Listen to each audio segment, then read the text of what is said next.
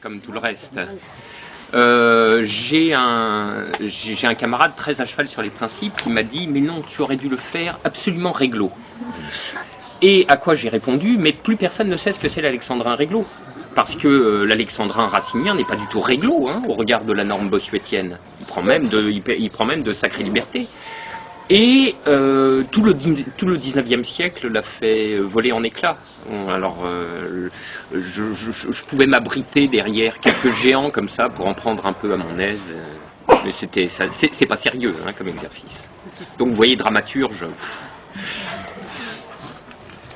Donc, pas dramaturge. Pas tout à fait. Mais alors quoi ? Ah mais non mais ça c'est je voudrais pas donner à la question un tour personnel mais enfin c'est quand même la grande question de mon existence hein, mais alors quoi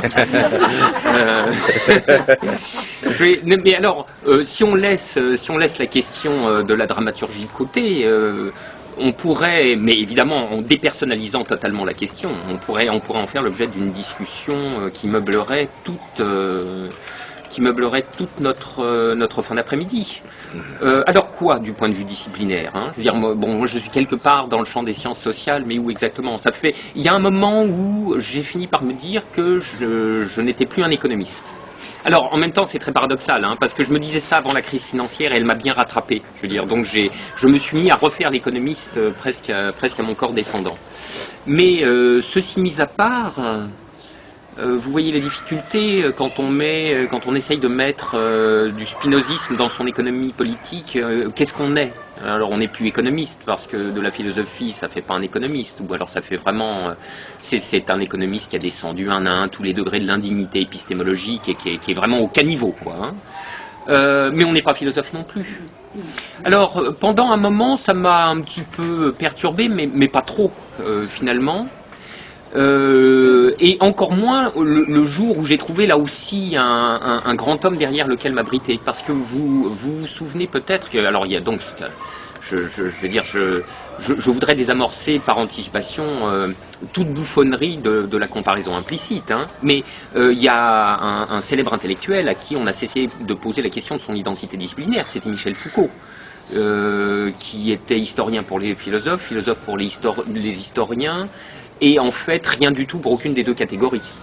Et qui s'en foutait comme de l'an 40, ce qui est à tout prendre la meilleure des attitudes possibles.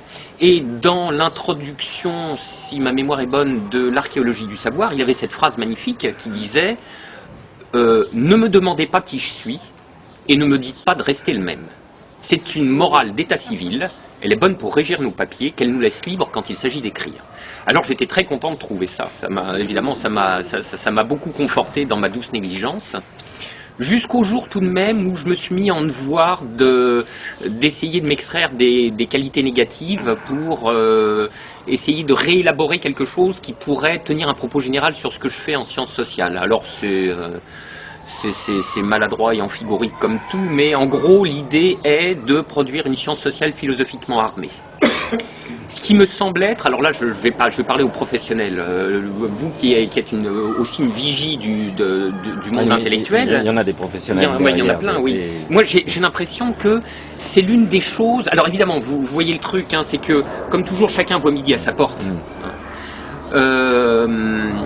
Mais sous cette réserve, j'ai l'impression que c'est l'une des choses les plus intéressantes de la conjoncture intellectuelle présente. Je veux dire ce mouvement de convergence à l'interface de la philosophie et des sciences sociales. Je crois que les philosophes sont un peu là de la glose intransitive, vous voyez, du commentaire savant, qui a toute sa dignité. Hein. Il ne s'agit pas de remettre ça en cause, c'est absolument nécessaire, etc. Mais peut-être ne faire que ça, bon. Et qu'au surplus, ils se sont sentis sollicités par une conjoncture qui est impérieuse, hein, tout de même. Il y a vraiment, on va dire, celle de la mondialisation, quoi. Il y a l'urgence de quelque chose à penser. Et donc, cette convergence à l'interface de la philosophie et des sciences sociales me semble être la combinaison entre l'expression d'une complémentarité entre, d'une part, des philosophes qui ont des concepts, mais pas d'objets, et d'autre part, des chercheurs en sciences sociales qui ont des objets, mais pas beaucoup de concepts. Et que les deux se retrouvent, je trouve que c'est intéressant. Ça me semble vraiment... Alors, encore une fois, hein, c'est la fibre même de mon projet intellectuel. Donc je ne vais pas vous dire que c'est complètement idiot et que c'est totalement secondaire, vous avez compris. Hein. Mais j'ai l'impression qu'il y a quelque chose. Alors c'est un mouvement, dernier point, je dérive complètement, hein, donc c'est un peu n'importe quoi. Dernier point, c'est un mouvement dans lequel les philosophes sont beaucoup plus actifs que les chercheurs en sciences sociales. Parce que les chercheurs en sciences sociales ont encore la tête farcie des préventions historiques qui avaient marqué la naissance de la discipline. Les sciences sociales se sont constituées par séparation délibérée avec la philosophie. Et revenir à la philosophie est une espèce de transgression majeure. Hein. Je veux dire, vous êtes en but à toutes les critiques de théoricisme sans objet. Enfin, vraiment, il faut revenir sur... Enfin, il faut détruire toutes les résistances d'un surmoi qui plonge dans le siècle, quoi, dans un siècle de sciences sociales. Et ça n'est pas une mince affaire. Mais ça commence à se faire gentiment. Et ça, c'est plutôt bien. On est très loin des Alexandrins et de la crise, hein, je m'en rends bien compte. Donc, on y revient sur simple demande. Ouais, avant qu'on y revienne, j'avais quand même juste une petite question, parce qu'il y a une chose qui m'a intrigué. Parce que les chercheurs en sciences sociales, leur nom est légion. Les philosophes, là actuellement, je vous demande pas de citer des noms, mais... Si, je vais le faire. Vous voulez que je vous cite des philosophes qui sont impliqués dans ce mouvement-là? Non, simplement des philosophes. Des philosophes en exercice en France aujourd'hui. Ah mais là, attendez, il y a quand même un lourd sous-entendu. Des profs de philo, des gens qui parlent à la radio, à la télé, il y en a énormément, mais des philosophes qui produisent un discours philosophique. Mais c'est parce qu'ils passent pas, c'est parce qu'ils passent sous les écrans radars des médias. Mais il y en a plein. Il y en a plein. Alors attention, la chose est toujours un petit peu compliquée parce que là aussi, je veux dire, chaque discipline a ses tabous à elle. Hein. Les tabous de la philosophie, c'est 40 ans transpirera sur le commentaire des textes et l'histoire des problèmes. Et juste avant l'éméritat, peut-être tu auras le droit de faire un petit peu de philosophie en ton nom propre. Bon, alors il y en a un qui s'était notoirement affranchi de ce tabou-là, c'était Deleuze, évidemment. Deleuze qui explique néanmoins qu'il a passé ses premières années à faire de l'histoire de la philosophie au sens le plus classique du terme, et même si c'était une histoire de la philosophie qui était extraordinairement créatrice, et qu'il concevait sous des modalités très particulières. Hein. Je vous rappelle ce texte qui a dû paraître en 73, alors c'est aussi l'époque hein, qui voulait ça. Qu'on retrouve des désastres. Qu'on retrouve dans, ça doit être l'un des premiers textes de Pourparler, qui s'appelle « Réponse à un critique sévère ». Où il déclare pratiquer l'histoire de la philosophie comme enculage. Ça m'avait fait énormément rire, parce que, évidemment, je le ressors chaque fois que je peux. Si vous voulez, les occasions de dire enculé ou enculage dans un colloque académique, tout en étant parfaitement couvert. Hein. Ça, là, vraiment, c'est Deleuze, c'est pas moi, hein, enculé. Vous voyez. Donc ça, c'est délicieux. Plus tard, il a mis un peu d'eau dans son vin, enfin, il l'a parodie pareil, bon, voilà. Mais Deleuze était l'un des rares qui osait philosopher en première personne. Mais moi j'ai le sentiment qu'il y a une jeune génération des philosophes qui au contraire revient à ça. Mais alors des noms, hein. Bon, il faudrait parler du regretté François Zourabichvili. Alors malheureusement il est mort dans des conditions tragiques en 2005 ou 2006, je ne me souviens plus exactement. Qui tiens, comme par hasard, était un très grand commentateur de Deleuze et qui avait à l'évidence un projet de philosophie en première personne. Mais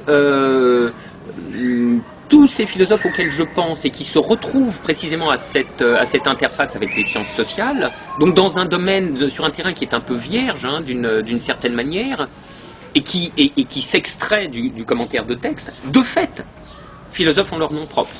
Alors prenez tous les gens qui réfléchissent. Les plus actifs, ce sont les marxistes, il faut bien le dire. Ah, eh oui. Bon.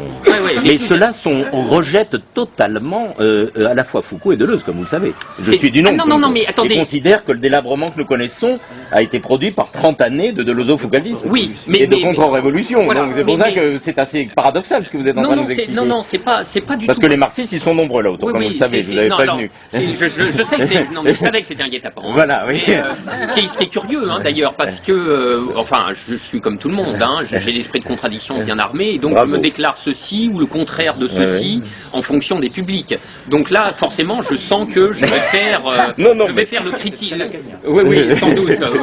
Je vais faire le critique du marxiste, alors que je mets autant de marxisme qu'il est possible dans mes propres travaux. Mais vous savez qu'on a ce point de désaccord. Mon cher maître, hein, voilà, mais depuis un moment. absolument, mais Donc, il ne s'agit pas du tout de le masquer. Oui, oui, vous avez bien raison. Alors non, les plus actifs sont les marxistes parce que l'époque est à un certain renouveau de la critique sociale et que quand même, quand on est marxiste, on est plutôt mieux armé que les autres pour y revenir. Alors il y a des gens comme Stéphane Habert sur l'aliénation, Emmanuel Renaud sur la souffrance sociale, Frank Fischbach, qui est l'organisateur d'un colloque impensable il y a encore quelques années, d'un colloque sur le thème de la philosophie sociale, qui était le concept démonétisé par excellence. Hein. Vraiment, à plus forte raison aux yeux des chercheurs en sciences sociales. Bon, voilà. Et alors moi, j'ai mes points de désaccord avec tous ces gens-là, mais leur lecture me stimule énormément. Bon, et puis alors, par ailleurs, mais vous voyez, les retrouvailles à l'interface de la philosophie des sciences sociales n'est nullement le lot monopolistique des marxistes, parce qu'on peut y revenir effectivement par Deleuze et ses lectures de Tarde.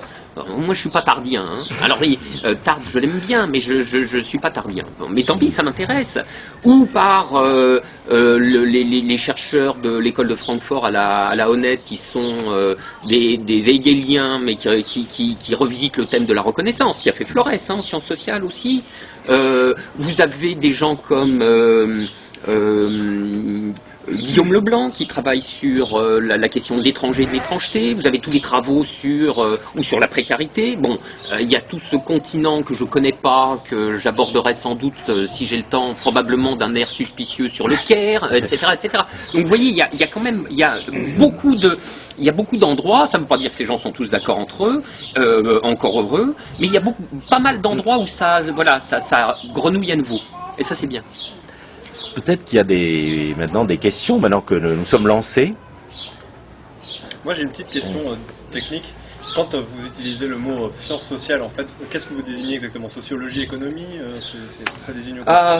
Alors, je sais pas trop. Là aussi, je me demande quel est le sous-entendu de votre question. Alors, non, c'est une question. Mais elle a implicitement ses sous-entendus, même si elle est d'une. Non, mais par exemple, est-ce que non, mais c'est une question. Je vous le dis franchement, sans sous-entendu. C'est une question technique. C'est-à-dire que vous parlez depuis les sciences sociales qui seraient allées vers la philosophie. C'est pour vous suivre. Oui, oui. Non, parce que voilà, je vais vous dire ce que j'avais en tête. Il y a toujours eu un grand débat sur sciences sociales ou sciences humaines. Alors, qu'est-ce qu'on appelle comment? Et moi, de ce point de vue, ma réponse est claire. Je ne connais que les sciences sociales. Les sciences humaines, pour moi, ça n'existe pas. Parce que je considère que l'être humain est social, est toujours déjà social, et donc des sciences humaines qui ne seraient pas sociales, pour moi, c'est un oxymore. Bon, alors voilà. Ceci étant mis de côté, écoutez, toutes les disciplines se voulant scientifiques et ayant affaire à l'agir humain.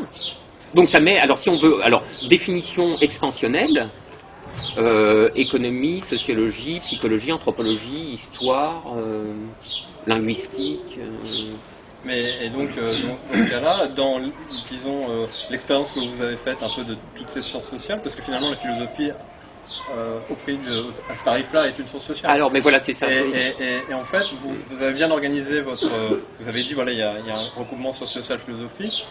Ce que j'ai entendu, c'est que ce qui serait spécifique en quelque sorte, ou plus dynamique dans la philosophie, c'était la production de concepts. Oui. Et que dans les autres, on est plutôt dans une utilisation, mais il y a une production plus restreinte. Alors, j'ai fait du Laurent, c'est ça? Oui. Alors, je ne dirais pas tout à fait comme ça. C'est-à-dire, on est globalement d'accord. La rupture, si vous voulez, cette fracture qui intervient dans le champ du savoir et qui détache tout le bloc des sciences sociales de la philosophie dans laquelle elle était, si l'on veut, inscrite à l'état latent. Je veux dire, faudrait être aristotélicien. Pourquoi créer une licence de philo pour être sociologue à Oui, une c'est époque? ça, exactement. Hein, un peu comme la statue est dans le bloc de marbre, d'une certaine manière. Cette fracture dans le champ du savoir va attribuer en propre le discours attribuer en propre aux sciences sociales le discours sur l'agir humain sous l'espèce de la positivité et des savoirs positifs. Alors que c'était pas, je veux dire, c'était secondairement la question de la philosophie, dans laquelle d'ailleurs, moi c'est pour ça d'ailleurs que j'aime par-dessus tout la philosophie classique, parce que c'est une philosophie qui se situe avant cette séparation, et qu'on y trouve aussi bien des questions avec lesquelles la science sociale n'a rigoureusement rien à faire, à savoir l'ontologie, la métaphysique, etc., mais tout aussi bien, et c'est particulièrement le cas chez un philosophe comme Spinoza, des questions qui seront celles des sciences sociales plus tard. La question de l'ordre collectif, des passions individuelles et collectives, la question des institutions, des voies par lesquelles elles émergent, se maintiennent, entrent en crise, la question du conflit, du pouvoir, des choses comme ça. Le problème est que les sciences sociales ont progressivement dérivé vers une espèce de positivisme sans rivage. Alors là, je vous parle ou d'empirisme sans rivage. Je vous parle disons, des 3 dernières décennies. Car il y a eu une haute époque des sciences sociales, il y en a même eu plusieurs. Hein. Vous avez eu la première époque qui était celle de Durkheim-Mohs, qui était absolument resplendissante. Et puis vous avez eu la haute époque des années, disons des années 60, alors qui se prolonge un peu dans les années 70, sous l'étiquette générique, problématique, discutable, tout ce que vous voulez, qu'on a appelé le structuralisme. Ça ne veut pas dire grand-chose, hein. Mais enfin, bon, disons qu'on se comprend quoi, quand on dit ça. Voilà. Et depuis 2 ou 3 décennies, c'est une espèce de positivisme empirique au front bas, qui a emporté tout le champ des sciences sociales, tant et si bien que avancer un concept ou proposer une conjecture théorique un peu puissante est réservé, comme je vous le disais, à ceux qui peuvent attester leurs 40 années de terrain laborieux. Et pas avant. Tu vois, tu referas tes statistiques, tes tableaux, tes enquêtes, tes trucs, etc. Bon, et l'idéal, c'est de combiner les deux, c'est-à-dire d'avoir la puissance analytique des concepts dont la philosophie demeure la productrice en premier ressort. Et c'est là que je suis Deleuzien contre Deleuze. Vous voyez, la thèse de Deleuze, c'est... oui, le président de séance, il est parti, il s'est caché. Il est là. Ah, il est là, pardon. Il faut m'arrêter, hein, parce que je vais y aller au kilomètre. Mais c'est le but. Oui. Deleuze assigne à la philosophie les concepts et à la science les fonctions. Et il ajoute, n'y voyez aucune hiérarchie de ma part. Égale dignité. Tu parles. Tu parles. On sait bien ce qu'il a en tête. Et pour autant, quand il dit qu'est-ce que la philosophie, c'est l'activité qui est productrice de concepts, alors là, je peux le retrouver et, à mon tour, d'une certaine manière, lui faire un gosse dans le dos en disant que les concepts, et en premier lieu les concepts empruntés à la philosophie, par leur puissance même, les concepts contribuent à la modalité spécifique de faire science pour des sciences sociales. Les sciences sociales ne peuvent pas faire science à la façon des sciences physiques. Ce que croient les économistes. Hein. Les économistes pensent qu'ils sont la science sociale, c'est même pas qu'ils sont la plus dure des sciences molles, c'est qu'ils sont en fait la vraie science sociale scientifique, eux. Et alors là, je pourrais vous raconter en long et en large et en travers d'où leur est venue cette idée saugrenue. C'est facile à comprendre, hein, en fait. C'est facile à comprendre parce que l'économie est un domaine du quantifiable. C'est un domaine où il y a une métrique. Je veux dire, on parle avec des chiffres, il y a des prix, il y a des quantités. Et donc, à partir du moment où c'est un domaine quantifiable, les économistes ont considéré que c'était un domaine qui était légalisable et mathématisable. C'est-à-dire un domaine galiléen. À l'image du domaine d'objets, ça avait les mêmes caractéristiques fondamentales que les autres domaines d'objets des sciences physiques. Donc, voilà. Physique sociale d'ailleurs, on parlait. Oui, on parlait de physique sociale, et le grand rêve, je peux vous dire, il faudrait que je vous raconte des trucs, hein, le grand fantasme des économistes, c'est ça. C'est vraiment, c'est de faire une physique des marchés encore plus unifiée que la vraie physique. Parce que vous comprenez, la vraie physique, la pauvrette, elle a encore du mal à unifier la mécanique quantique et la théorie et la relativité générale. Oui, c'est compliqué, tandis que nous... C'est fait. Je veux dire, on a le même corps d'axiomes et on vous fait aussi bien le pricing des options sur le marché de Chicago, les produits dérivés, tout ce que vous voulez, le comportement d'épargne du ménage subsaharien, l'économie des comportements criminels et addictifs, etc. La grande unification, nous, c'est fait. Hein. Voilà ce qu'il y a dans la tête des économistes. Ça fait, je vous jure que ça fait peine à voir. Hein. Alors évidemment, sur fond de, ils s'en rendent pas compte parce qu'il y a ce fantasme de l'unification réalisée sur fond d'une balkanisation de la théorie qui est totalement émiettée. Enfin, c'est vraiment catastrophique. Si je peux me permettre, justement dans ce champ unifié, magistral et parfaitement cohérent, si alors donc il y a des réponses à toutes les questions. Si par exemple un économiste, on imagine une forme pure fantasmagorie que vous répondez en économiste, si on en parle de choses très contingentes et d'actualité du genre défaut ou répudiation de la dette publique, qu'est-ce que va me répondre un économiste? Alors, ça dépend. C'est pas un économiste, ça sera l'économiste spécialisé en la matière. D'ailleurs, c'est un truc qui peut se situer à l'intersection de plusieurs spécialités. Le théoricien des jeux pourra dire quelque chose là-dessus. Je veux dire, il vous fera un modèle de jeu répété. Alors, comme en général on mégote pas, on ira en horizon infini, comme ça c'est fait une bonne fois pour toutes.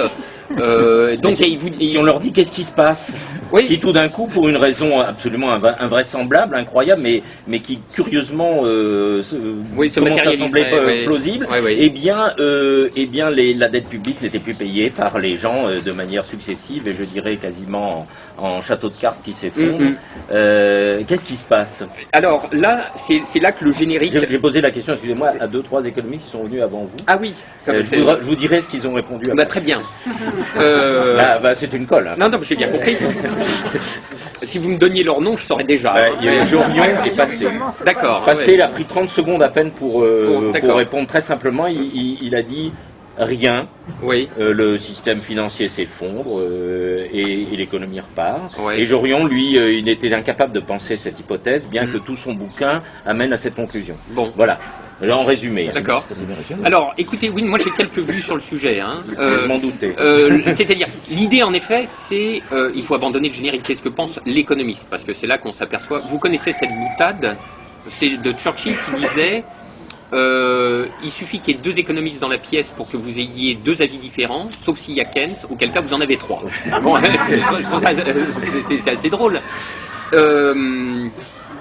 Donc il y a des économistes qui sont à la Banque Centrale Européenne actuellement et qui luttent autant qu'ils le peuvent pour éviter toute modification des termes du service de la dette publique des États en difficulté, hein, comme la Grèce, l'Irlande, le Portugal, disent si jamais il y a un défaut, même un défaut ponctuel, hein, ça va entraîner des pertes catastrophiques dans le système financier, dans le système bancaire. Or, rappelle la Banque centrale, c'est moi qui passe la serpillière.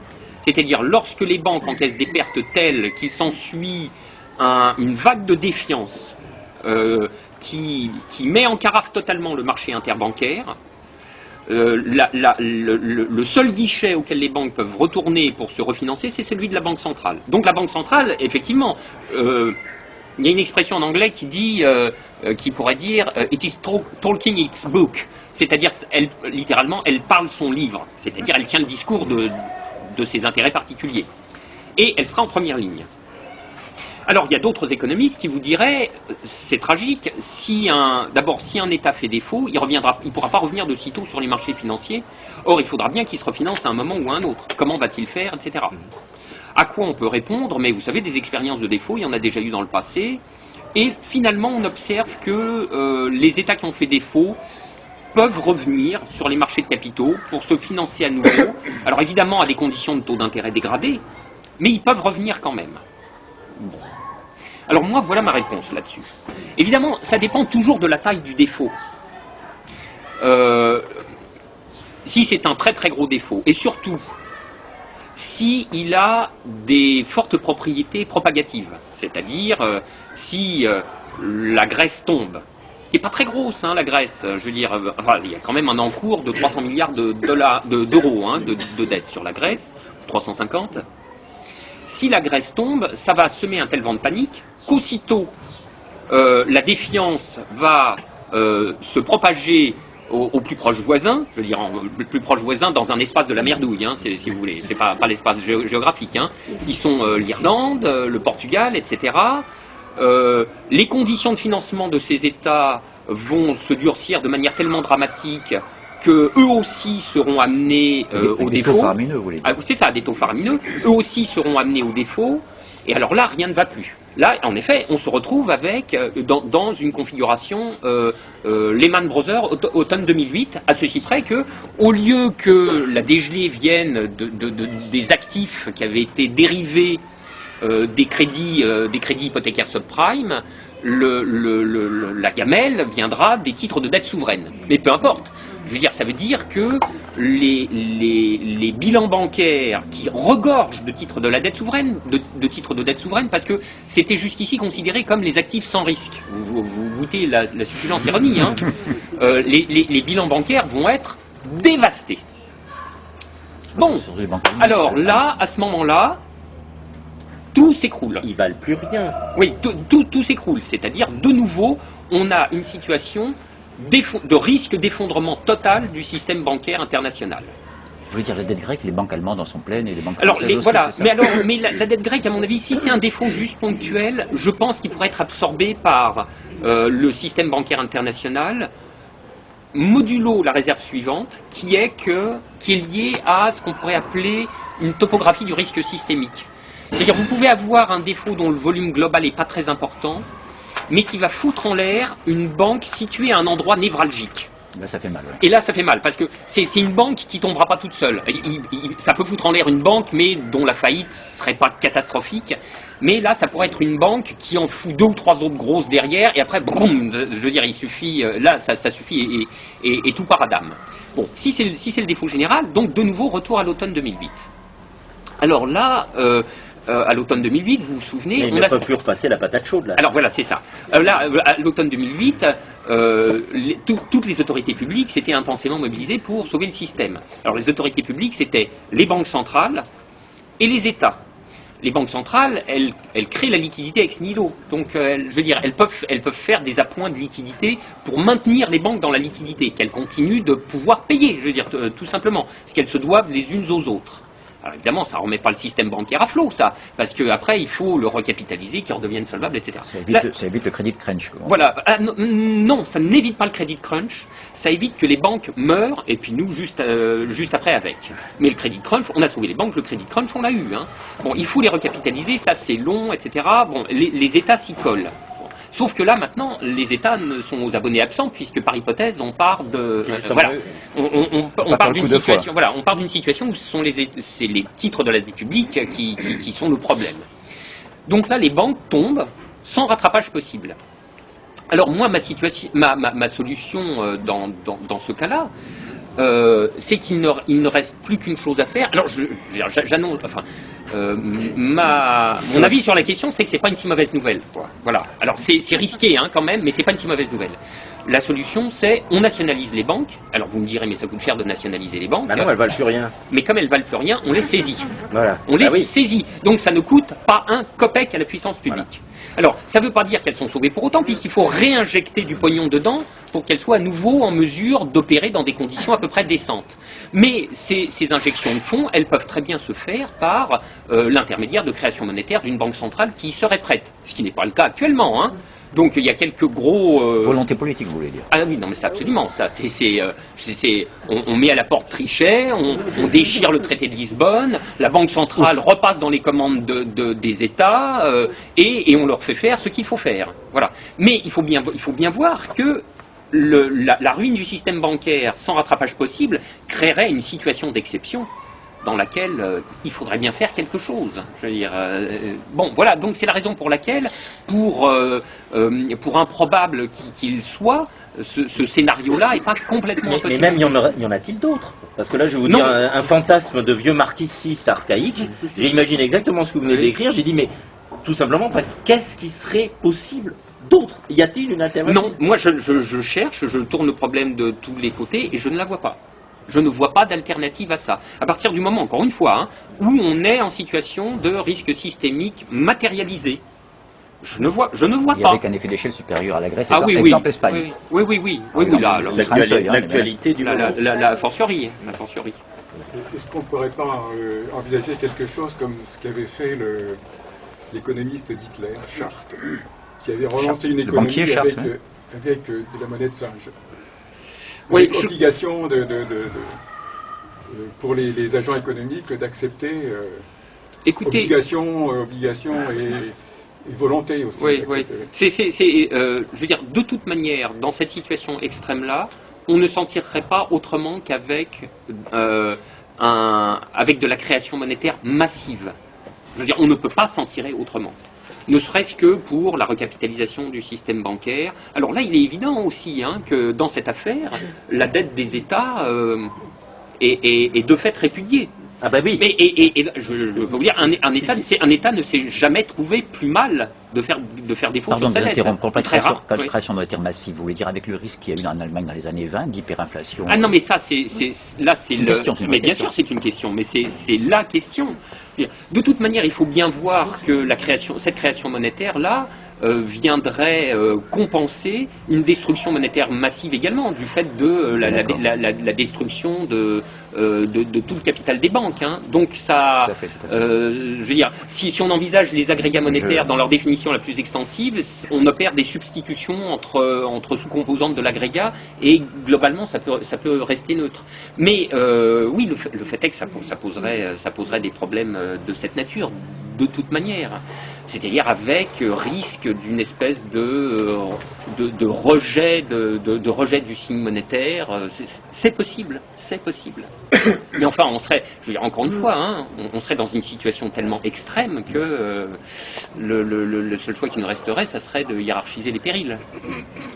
Alors pourquoi Comment on recapitalise? Eh bien, tout simplement, la Banque centrale crée de la monnaie, qu'elle met à disposition des banques sous la forme d'augmentation de capital, et la Banque centrale devient de fait propriétaire de ces parts de capital de la banque auquel elle Ce qui amène à poser le problème de la Banque centrale européenne et de l'euro.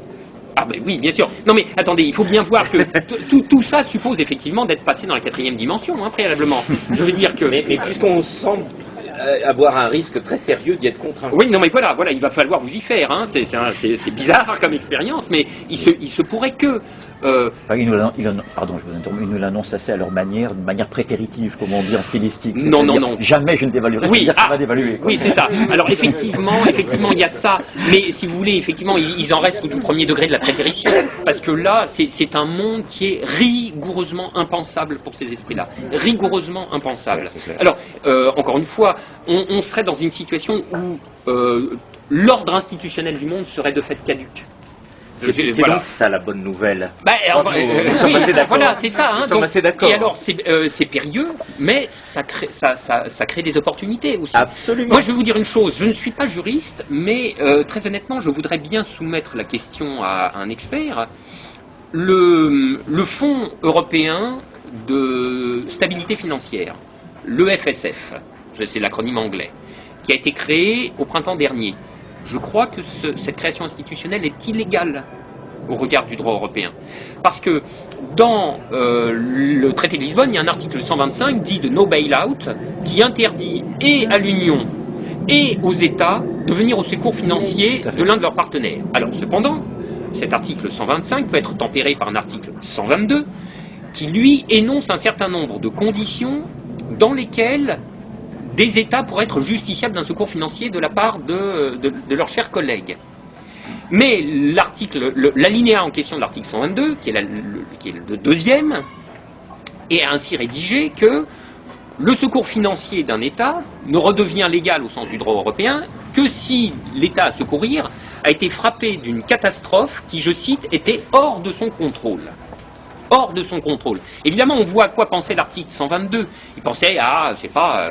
un tsunami sur le Mont d'Or, ou vous voyez des trucs comme ça, des énormes catastrophes naturelles, un truc dans ce goût-là, qui laisserait une économie dévastée. Effectivement, là, on viendrait à son secours. Et ça, effectivement, c'est hors du contrôle de l'État en question. Mais c'est pas du tout le cas dans lequel on est. Évidemment, le FSF, dans le texte qu'il institue, se prévaut de cet article 122.2 du traité de Lisbonne. Mais alors, de deux choses l'une. Ou ce qui est arrivé à la Grèce, à l'Irlande et au Portugal était effectivement hors de leur contrôle. Mais dans ce cas-là, pourquoi faudrait-il assortir le secours financier d'une conditionnalité de type FMI? Si c'est hors de votre contrôle, on vient vous aider et c'est tout. Donc on ne vous impose pas la saignée avec. Ou alors c'était dans le champ de leur contrôle, effectivement ça l'était. puisque vous savez, les tripatouillages financiers grecs, le délire bancaire irlandais, etc., etc. Et dans ce cas-là, l'article 122.2 ne joue pas. L'immobilier espagnol. Et le FSF est illégal. Donc j'aimerais bien soumettre cette jolie question à un juriste européen éminent. Alors j'ai peur qu'il n'y en ait pas. Donc madame.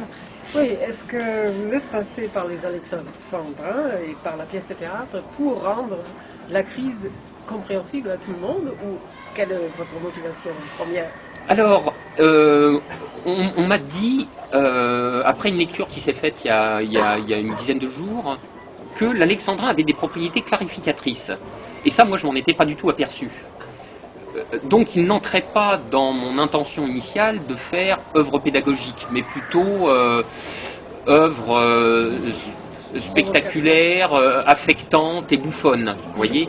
Bon, et en même temps, il s'agissait aussi de remettre synoptiquement tous les enchaînements de la crise sous le regard du spectateur et de rétablir synthétiquement toutes les consécutions, tous les enchaînements de causes et d'effets, alors que cette crise qui s'est ouverte depuis 4 ans maintenant, regardez dans le débat public comment ça se passe, nous vivons la crise des dettes publiques.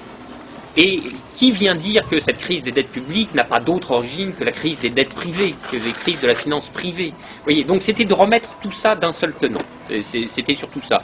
Et puis, oui, c'est ce que dit d'une certaine manière le post-scriptum de la pièce.